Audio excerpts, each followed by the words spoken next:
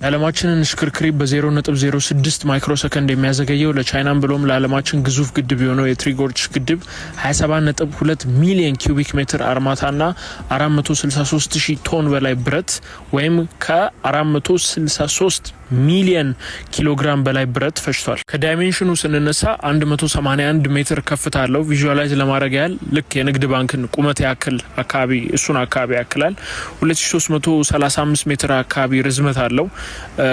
የግድቡ አናት ወይም ደግሞ ክሬስት ዊድስ 40 ሜትር ስፋት አለው። ይህ ማለት 5 ሰፋፊ የመኪና ማስተላለፊያ መስመር መንገድ ያክላል ማለት ነው።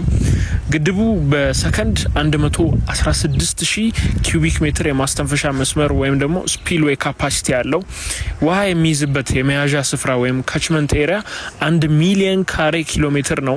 ኦልሞስት ኢትዮጵያን የቆዳ ስፋት ያክላል። ኢትዮጵያ አክቹሊ 1.1 ኪሎ ሜትር ስኩዌር ነች።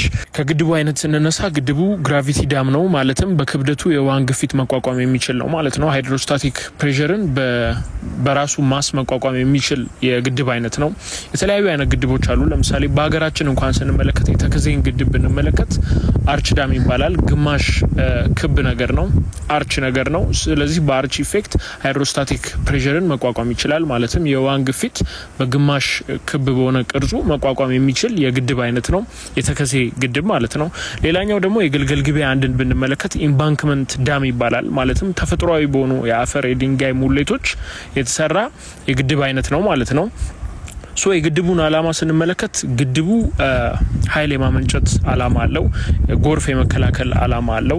ሌላኛው ደግሞ መርከብና ጀልባዎች እንዲጓጓዙ የማድረግ አላማ አለው ማለት ነው። ይህ ግድብ 22500 ሜጋዋት የኤሌክትሪክ ኃይል የሚያመነጭ ሲሆን 31 ቢሊዮን የአሜሪካን ዶላር ፈጅቷል። ይህ ግድብ ተቋራጭ ወይም ኮንትራክተር የቻይናው ሲጂጂሲ ሲሆን ይህን ግድብ ደግሞ ዲዛይን ያደረገው ወይም ደግሞ የነደፈው ዤንግ ሱረን የተባለ ቻይናዊ ነው።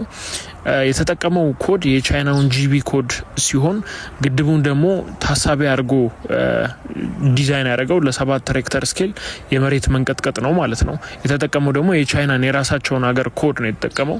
ግንባታው ደግሞ የተጀመረው በ1994 እንደ አውሮፓውያን አቆጣጠር ሲሆን የተከፈተው ወይም ለአገልግሎት የዋለው እንደ አውሮፓውያን አቆጣጠር በ2003 ሲሆን የተገነባውም የቻይናን ስልጣኔ መሰረት ያደረገው የያንግቲዝ ሪቨር ወይም የያንግቲዝ ወንዝ ላይ ነው።